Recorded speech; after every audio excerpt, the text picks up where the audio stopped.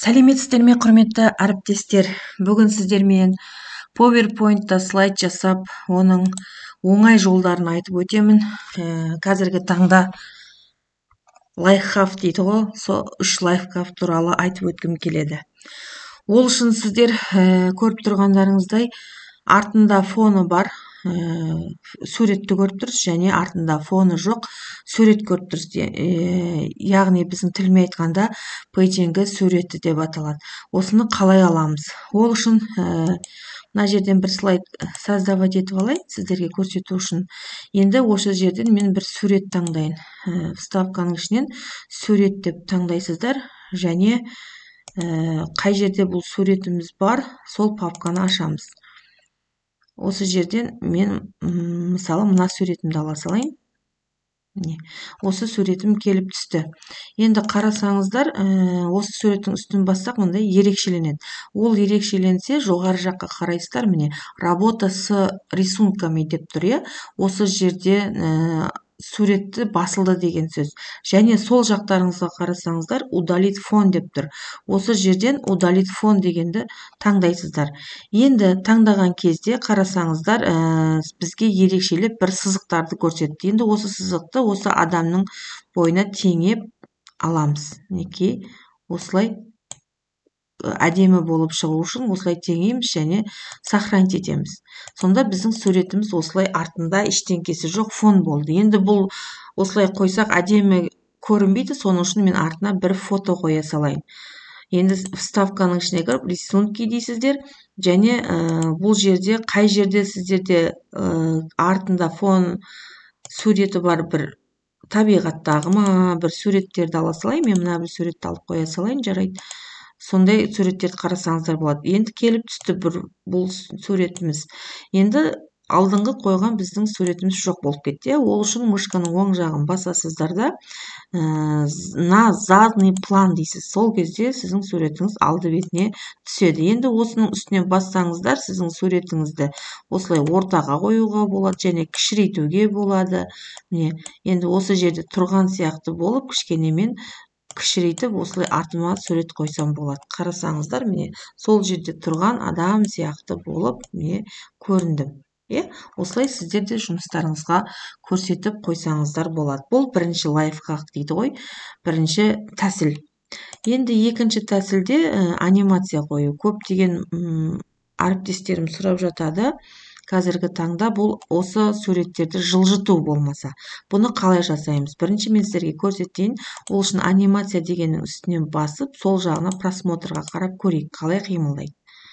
Мына сурет мына жерге келді, мынау мына жерге келді, міне осылай қимылдады. Енді мен осыны сіздерге қалай қимылдау керек көрсетемін.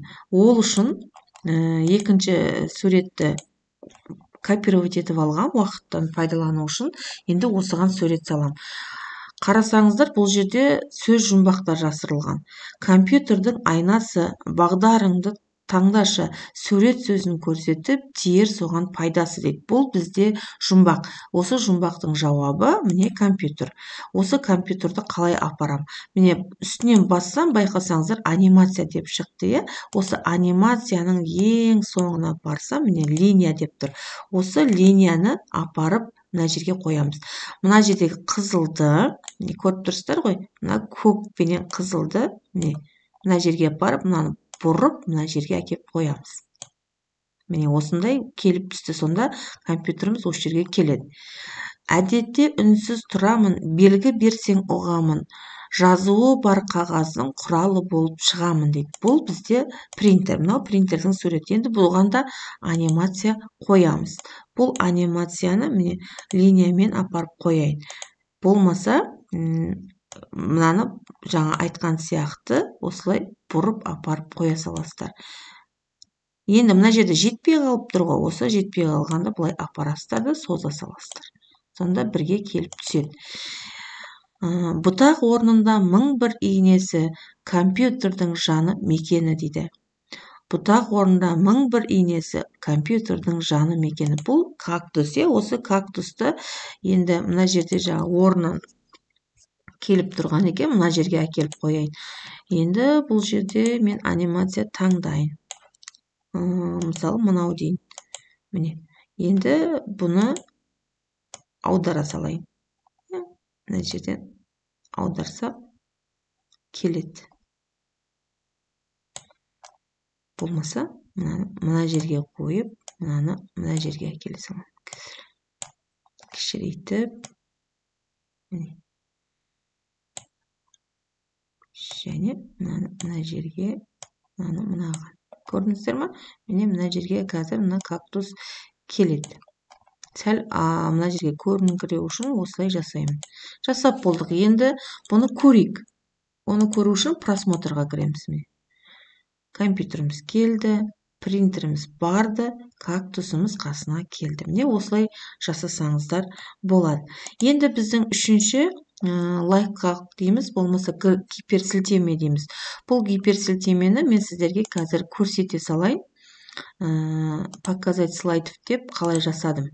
Міне біздің компьютердің атасы Чарльз Биби деп аталады. Сол жерде байқасаңыздар, міне қолдың суретін көріп тұрсыздар, иә?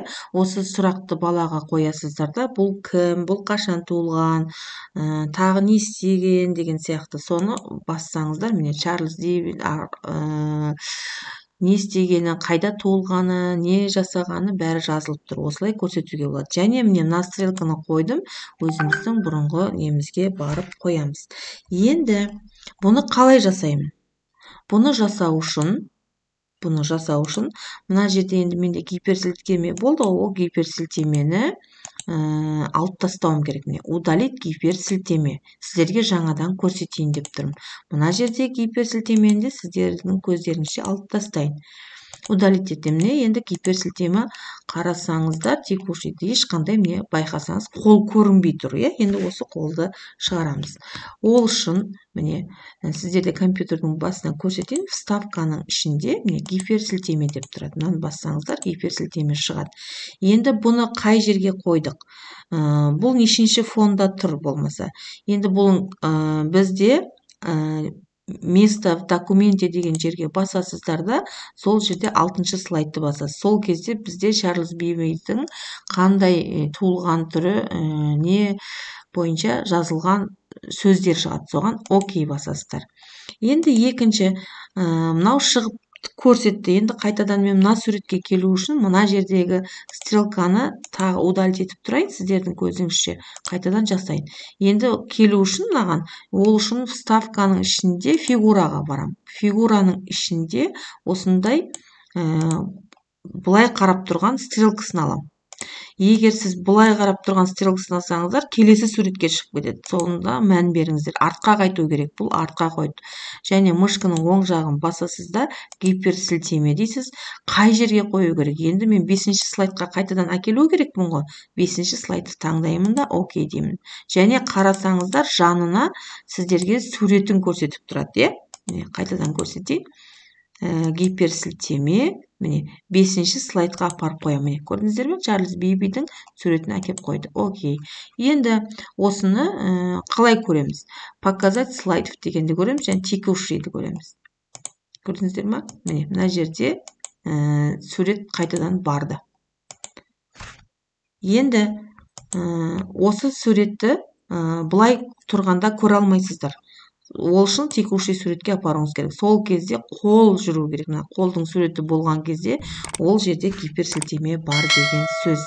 Құрметті әріптестер, менің каналыма тіркеліңіздер, лайк басыңыздар, комментарий жазыңыздар. Осындай көптеген ақпараттармен сіздермен бөлісе отырамын.